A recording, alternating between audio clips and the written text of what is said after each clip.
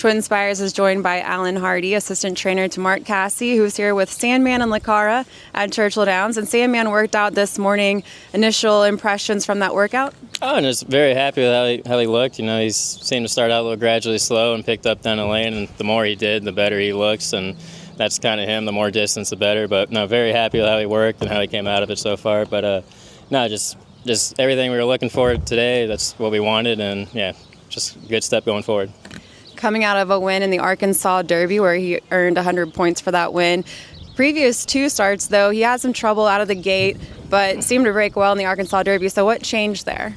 You know, I think as a horse, you know, he's got such a great mind on him, but there are still some things. He seems like he's getting better each race and maturing a little bit more.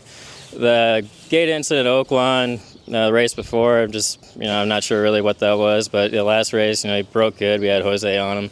And he just gave him a great ride and a great trip. And the assistant Caden down there, he did a wonderful job getting him ready. And it just seems like, he's running consistent, but he's running and he's improving every race. And mentally, he seems improving as well. So, I think he's just getting a little bit better as each race goes. And I think that's just the change we're seeing is him developing as a racehorse mentally and physically. And Sandman has experience at Churchill Downs as a 2-year-old, ran here 3 times. Now coming back, racing a mile and a quarter.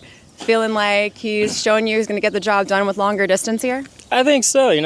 Brian Hernandez and Jose Ortiz, they rode him here last year, and, they said the same thing. They really like him, but, he's just not a one-turn horse, and we all think the same thing. He was very, his height is about the same. He's very long-legged and just kind of has a rhythm he eventually gets into and goes, but it seems like Ben, obviously, he wants more distance, and then we see him as the years go on and the distances get a little bit farther, and he seems to really rally on that, and I think mile and a quarter, I think her love.